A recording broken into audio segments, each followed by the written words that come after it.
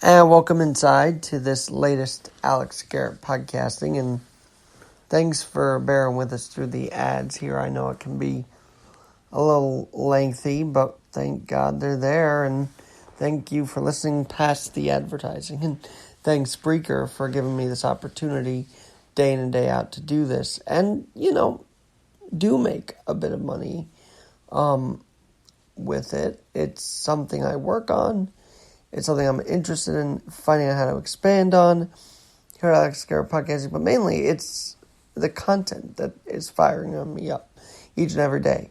So if the ads don't bother you and you stay through for the content, thank you here on Spreaker and wherever else you may be listening.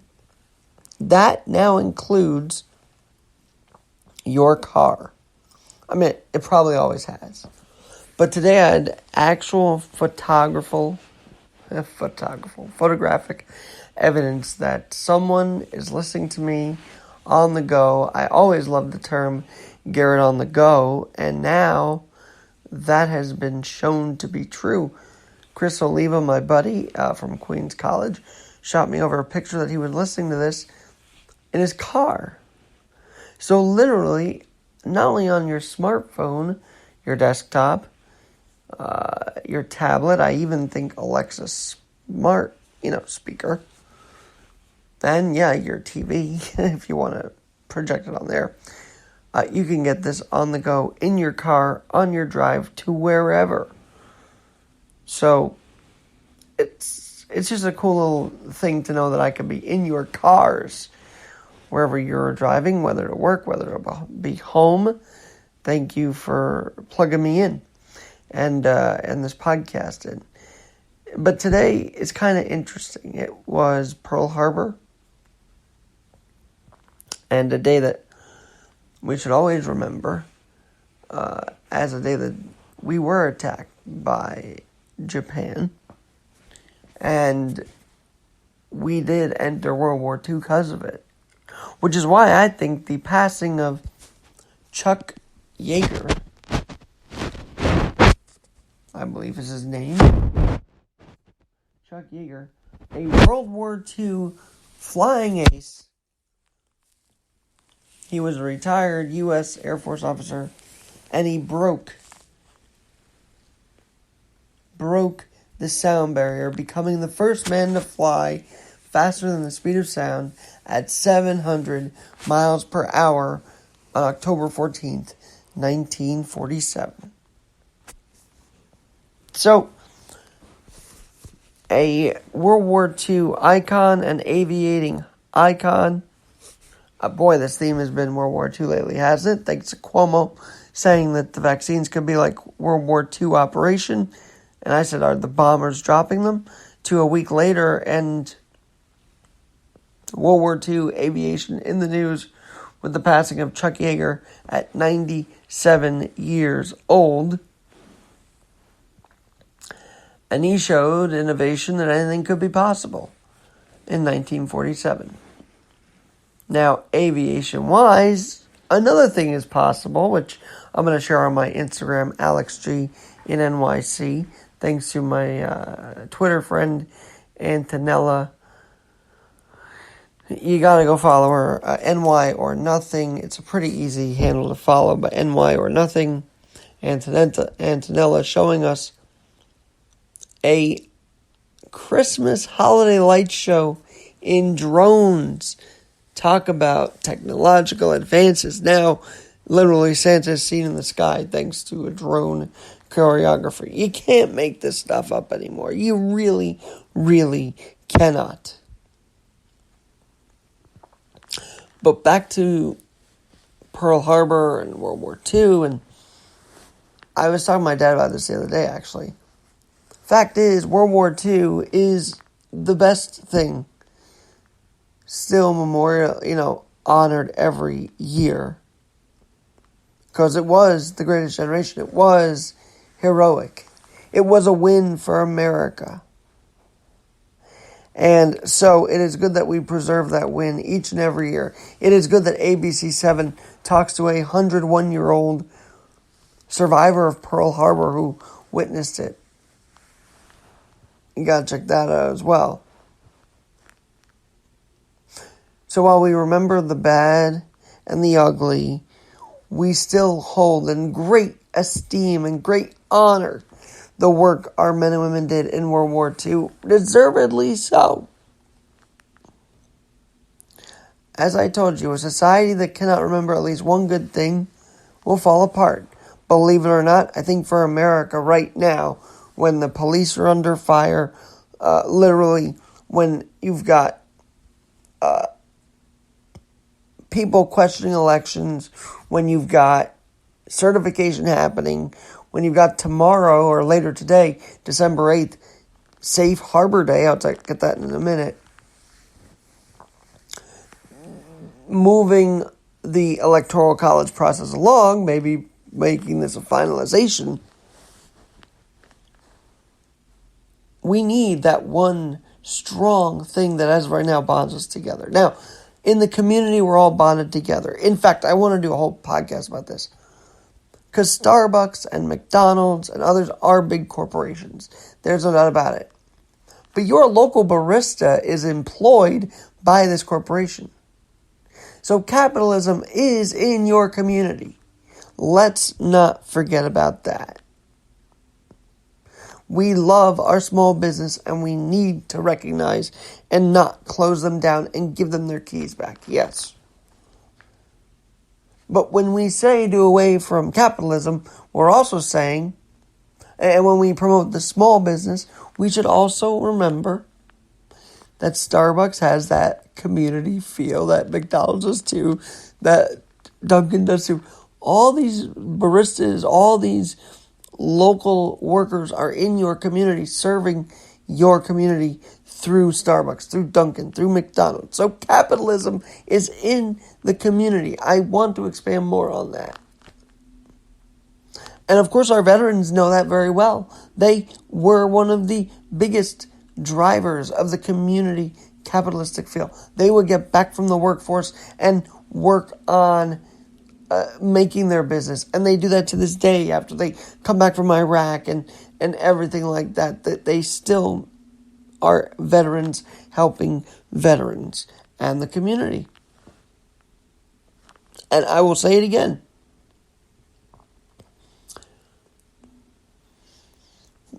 The entrance of America into World War II also enhanced the disabled community.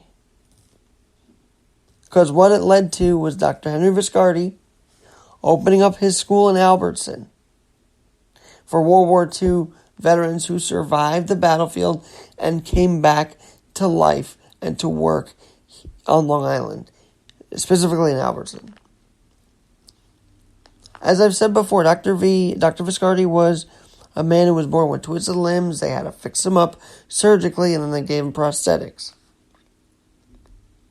And then he saw what he could do for the disabled community of the war, the veterans coming back. And I just saw on Facebook that they were celebrating 50 years 2 years ago. So now 52 years of the Henry Viscardi School. And I think that was the 100th birthday of Dr. V as well. But 52 years of HVS. And I bring them up because unfortunately we couldn't have our sportsman tournament this year. Always love doing that with Joe Salonica and team. And we miss them. And we hope that their schedule is going well. But kudos to Dr. Viscardi for realizing the potential for the World War II veterans coming home.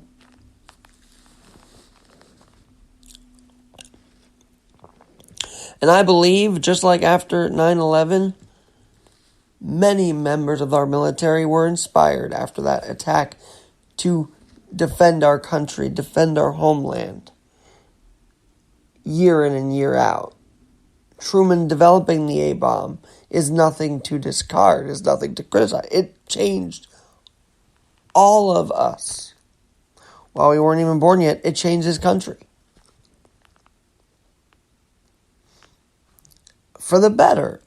And I think the world for the better. And we cannot disregard that.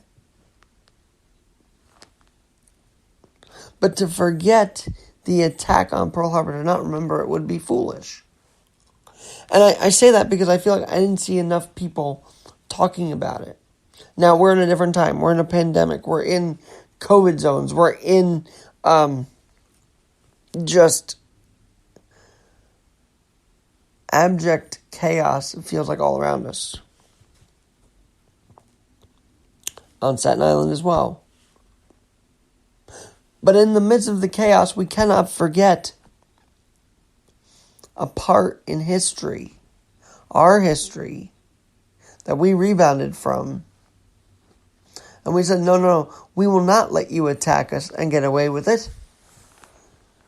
We will fight you back 12,000 times harder. And the United States did jump into the war, and they did defeat Hitler. They did defeat Germany. They did defeat the Japanese, who are now our allies, and Germany, of course, are our allies. But the day of infamy was tragic, and we cannot forget it. And we can also say, yes, it led to Americans being inspired to defend our country. Where is that inspiration today? Where is that inspiration to defend those who wear the badge to protect us? Where's the inspiration to say, yes, China is responsible for concealing numbers of COVID and making us ill-prepared? Where is that? Where is that inspiration to defend our country from the enemy? I don't see it. I see people now diverting from China to Europe, blaming Europe for this. I do see a president that has, time and time again, when he had a chance to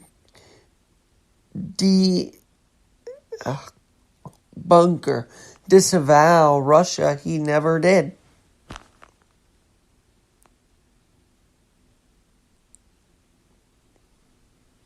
I see a country that doesn't want to disavow, or only part of a country wants to, but not the entire country.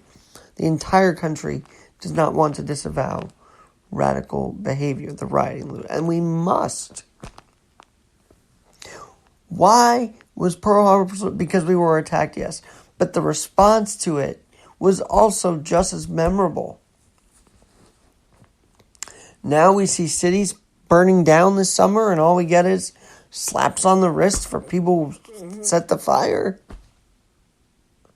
All we get are, well, we'll just up the police. You should have upped them, the 30 to 6,000, once the riots were started.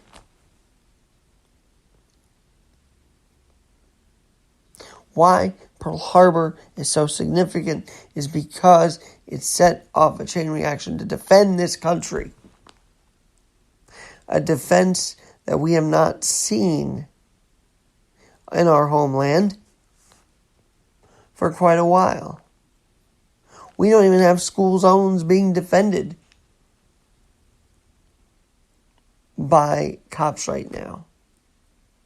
And the efforts to move more cops out of the school zone to create even more of a hotbed of a chance for school shootings. Where has the defense that we felt we had to do in 1941, where is that specific spirit of defense for this country?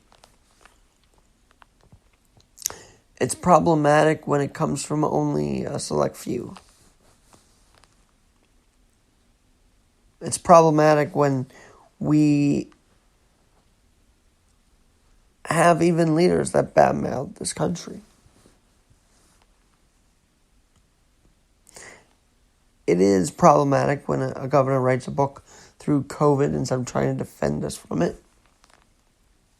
That's disappointing. But as a people, as a country, to not truly understand the effect the Pearl Harbor had on us is disregarding why we're all here today. If America didn't storm the beaches of Normandy, if America didn't defend our country and our allies from more destruction after Pearl Harbor, where would we be today?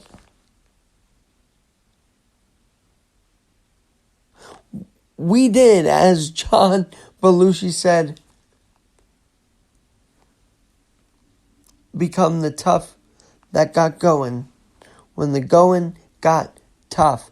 Now we stay away from those tough issues. Now we have candidates that only want to debate the issues in the Senate runoff. I did not realize David Perdue was not on that debate stage last night in Georgia until I saw Colbert. I didn't know that was a thing. Why are we running away from defending the country? Why are we running away from debate stages? We can't. We simply cannot afford it. There's too many American lives right now who's only lost their lives, but business owners are losing their businesses. We must defend them, not,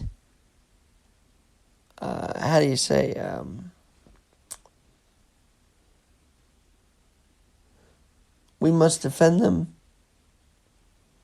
when you cannot decry them. I saw a guy bust into his restaurant that was closed down. He gets arrested. These people's own creations are being locked away from them, while looting was perfectly acceptable. Tell me how any of that makes sense. I do not condone Dan Presti running over a sheriff. Okay? I do not condone that behavior. One bit. I just wish if there were going to be a strong defense of the police, it would be at all times, not just when a business owner who's against every political thing that we're here, this state supports, that we're against him now. No, we should be against any act of violence against the police. Let me say that again. Just because this business owner is on the wrong side of your politics doesn't mean you get to pick and choose when to defend the police. If a police officer is hurt, you should defend the police. You should say, we support the police in every instance when a cop gets hurt. Not just one where you disagree with the guy. So yeah, it's easier to say the officer got hurt. The officer should not have been gotten hurt when our leaders say they shouldn't have gotten hurt. Notice when they pick and choose when they say an officer shouldn't get hurt.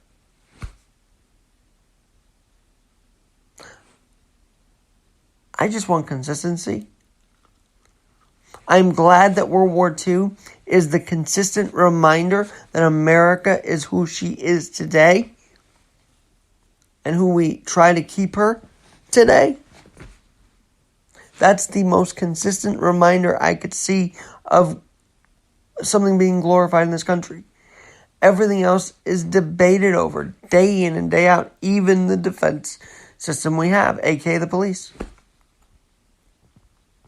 Now, I don't want a police state just as much as the next guy. But I don't want them to be only supported in certain times and not supported in others.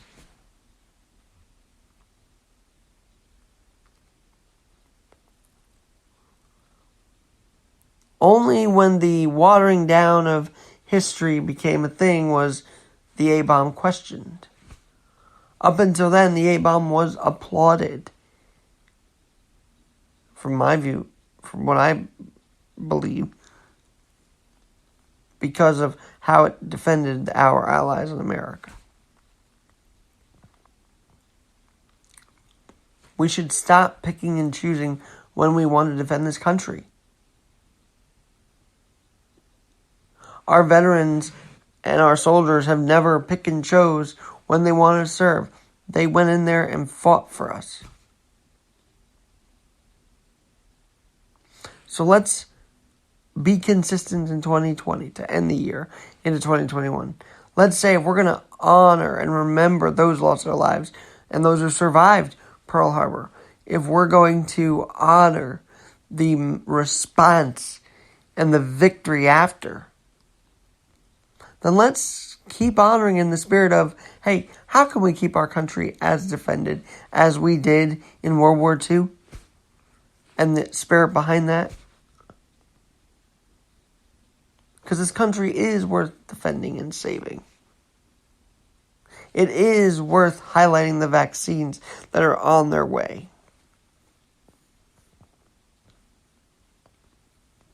But more importantly, it's important to remember who these veterans fought for. The community. The community at large. Their community that they grew up in, resided in, lived in.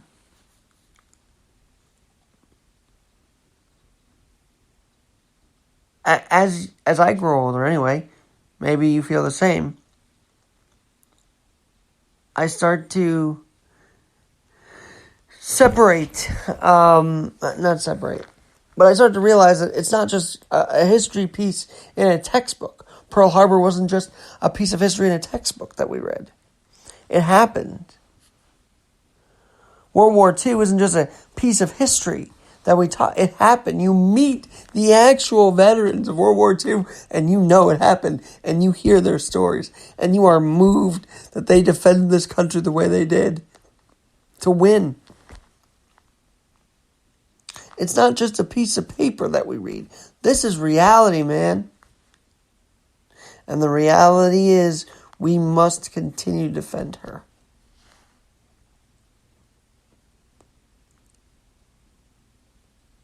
And that starts, I think, right now with accepting that Joe Biden won this election, that he is the president-elect. And then we can go from there. But let's have that spirit of World War II. It must have felt like euphoria, winning that war. Defending her, aka this country, and our allies.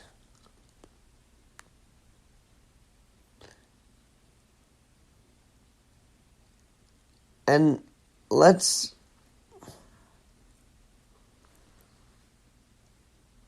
just remember that it is the community these people have fought for. Our communities.